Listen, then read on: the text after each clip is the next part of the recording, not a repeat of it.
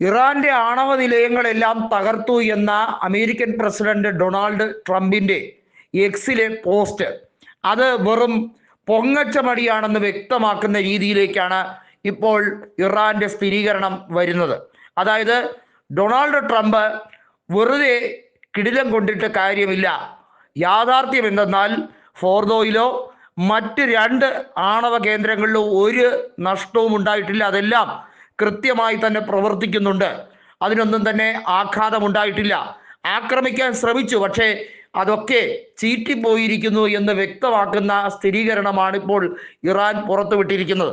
എന്നാൽ ഇസ്രയേലിൻ്റെ തന്ത്രപ്രധാനമായിട്ടുള്ള അവരുടെ ക്യാപിറ്റലായ ജെറുസലേമിലേക്ക് ഇപ്പോൾ ഇറാൻ കൃത്യമായി മിസൈൽ തൊടുത്തു വിട്ടു. അത് വീണിരിക്കുന്നു എന്ന് വ്യക്തമായിരിക്കുകയാണ്. ജെറുസലേമിലും ആക്രമണം ഉണ്ടായിരിക്കുന്നു.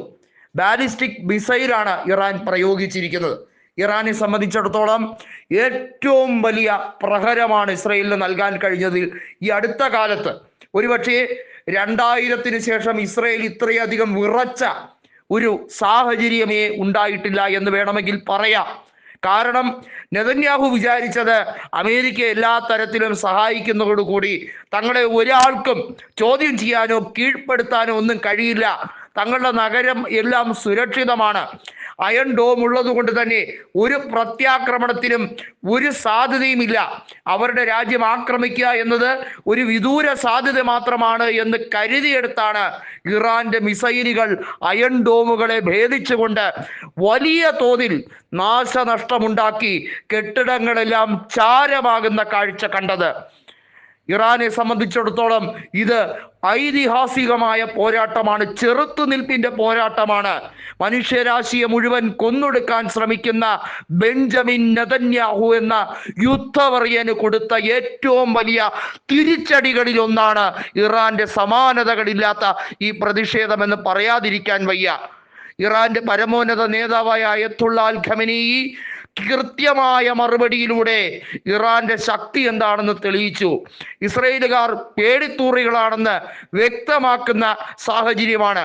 അമേരിക്ക കൂടെ ഉണ്ടായിട്ടും ഒരു രീതിയിലും ആധിപത്യം പുലർത്താൻ കഴിയുന്നില്ല, ഇസ്രയേൽ ഒറ്റയ്ക്ക് കീഴ്പ്പെടുത്താൻ കഴിയില്ല.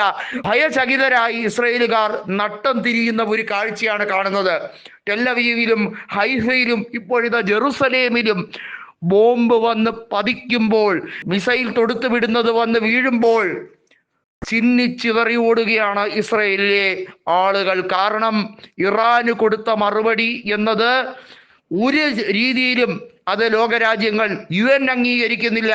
UN സെക്രട്ടറി ജനറൽ ആയിട്ടുള്ള അന്റോണിയോ ഗുട്ടറസ് പറഞ്ഞത് ഇസ്രയേലിന്റെ അഹങ്കാരത്തിന് അത് ഒരു രീതിയിലും അംഗീകരിക്കാൻ കഴിയില്ല. ഈ അഹങ്കാരത്തിന് കുടപിടിക്കുന്നത് ശരിയായ രീതിയിലല്ല. സെനറ്റിന്റെ കൃത്യമായ രീതികൾ, നിയമാവലി എല്ലാ രാജ്യങ്ങളും ഒരുപോലെ പഠിക്കേണ്ടതായുണ്ട്. അതേസമയം അമേരിക്കയെ സംബന്ധിച്ചിടത്തോളം എങ്ങനെയും പാകിസ്ഥാന്റെ വിഷയത്തിൽ പാകിസ്ഥാനെ സഹായിക്കാനുള്ള ശ്രമമാണ്. അസിം മുനീറിനെ വിളിച്ചു വരുത്തി സഹായ വാഗ്ദാനങ്ങൾ നൽകുന്ന രീതിയാണ് ഡൊണാൾഡ് ട്രംപ് അവലംബിക്കുന്നത്. ഡൊണാൾഡ് ട്രംപിന് നോബൽ സമ്മാനം കൊടുക്കണമെന്നാണ് പാകിസ്ഥാൻ പറയുന്നത്.